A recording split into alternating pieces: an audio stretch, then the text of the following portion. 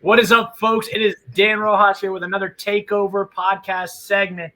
And I got to tell you, we are kicking the year off strong. The girls were at the new rally, right, for our office and our whole group, where we ended up doing just under, as an office, I was just doing the numbers, we did just under $500 million.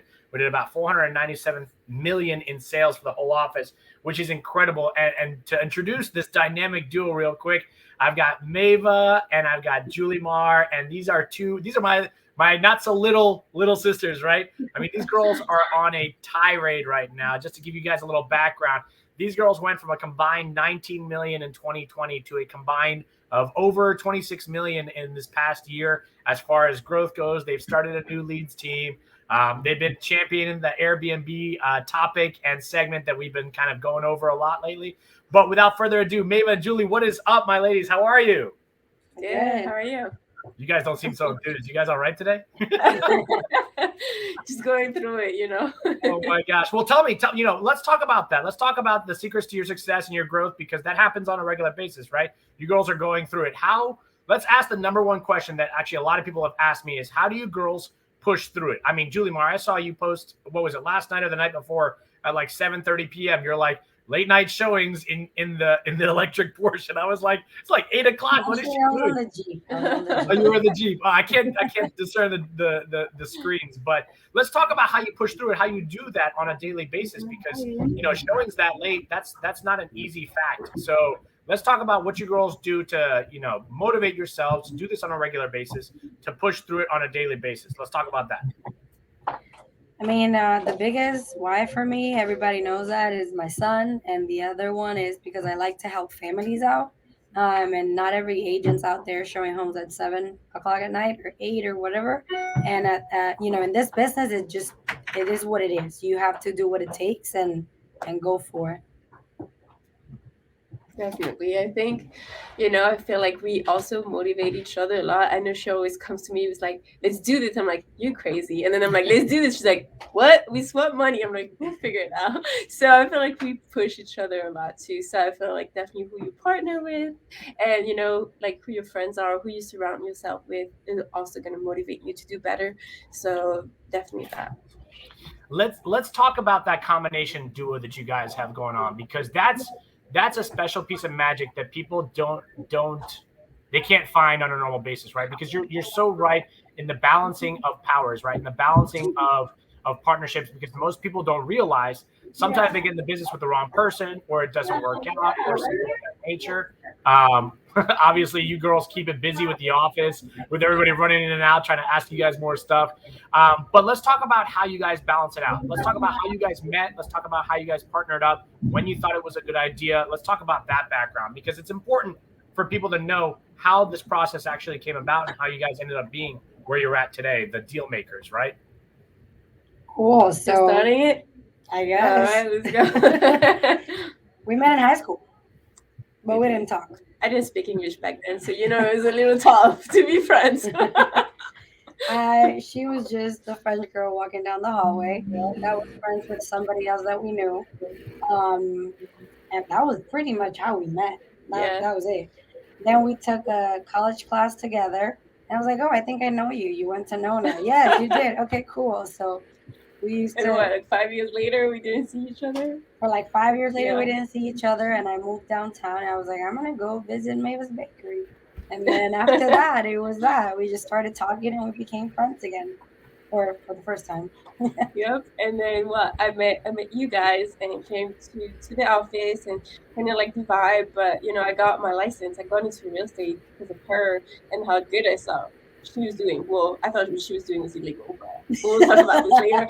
But it wasn't illegal, and I was in real estate. well, it was wholesale. But when you explain to somebody that has nothing to do with real estate, the whole concept of wholesale, and you're like, "Ooh, you're gonna go to jail." So, but anyways, so I got my license and joined, and she came on board, and we kind of like did our different thing, like our own thing for maybe like a year. For a couple months. Yeah, maybe a few months, like 6 months, and then we're like, all right, I think we'll be better, joining forces together, and yeah, here we are now. And somehow today we won. What is it? Yeah, right. Look at that. We won. Yeah. Show me these awards. First sponsor. So, yep, we did it together. Number one sponsor. So that's pretty cool. Yep. Look at you two. So that was for December. Number one sponsors. That was for the year. For the whole year. Oh, for the year. Oh, wow. I obviously no wonder you were yelling at me about not being there. But well, congrats. I mean, we're announcing it now. Number one sponsor for the entire year. How many people did they give you the stats? How many you sponsored for the entire year? Do you even know? No, we don't have no idea. But I think we have at least I don't know. There's like 80 people on our downline right now, and I think we have about 20 something frontline. Okay, so you guys are up there. You guys are, that would put you in the top point like 2% or 2% of the entire company, because I keep track of the stats at EXP. And to not sugarcoat it, let's talk about that. But let's talk about the reality of it, because a lot of people, they talk about EXP and they say how it's just a recruitment factor. Let's talk about how people get attracted to you guys and they actually end up joining, because I know you guys are like me. We're not dialing down the list, right? We're not going down the list just calling people. Let's talk about how you ended up being the number one sponsor in our office for all of 2021. Let's talk about how that looks, how people join you. Let's talk about that. It's a Gucci. It's a Gucci. Oh my It's God. the Gucci. Oh yeah, It's her designer. That's what does it. I need to get you these Gucci gold shoes. I was like, no. Yeah, But no. let's talk about it. What's the reality of it? No, it's social media. It's social media. That's pretty much it. I post every time I sell a house, every time I go under contract, every time we go out, whenever we're at events, when we're traveling, when I do an accomplishment, like whenever I reach a goal, I post it, and I think people feel attracted to success, and that's why they just want to come join. And that's usually what everybody says, like, oh, I want to come join your teams. I want to do exactly what you're doing, and I want to be exactly what you are. So that's pretty much it. I literally just said it today at the meeting. Is like social media is it. People want to be around people that are successful. People want to see what you're doing, learn from you, and it's pretty much it. I think the success factor really strikes at home with a lot of people too, because, I was just on a call with Veronica the other day, and somebody asked her, a broker was asking her how she ended up attracting the same, a massive amount of people as well. And she said, I honestly just focused in on production. She goes, I wasn't focused on recruitment. She goes, because the thing is that the way EXP actually functions is we are a mass producing company, right? I mean, you look at our entire organization, our 2,000 agents doing over 25 billion in sales around the globe in 2021. And the reality is that people want to succeed, right? People want to be next to those leaders that are succeeding. And I think you two are a perfect image of that, right? You guys focus on this day in and day out. I called Maeva yesterday. I was like, where are you at? Because I knew she wasn't feeling like the greatest. And she's like, I'm cranking away. I'm working. And I was like, props to you. My hat's off to you, because you girls do what most don't. Let's be real. Gil talks about it with Julie all the time, where he says that's your brand promise, is that you will accomplish no matter what it is or what task or what obstacle there is, that you will get it done for your clients, right?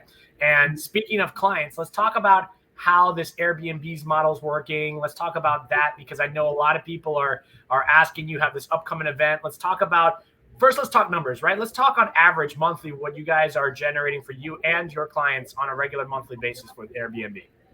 So right now, out of 5 Airbnb properties that we have, we're averaging about 30 grand a month.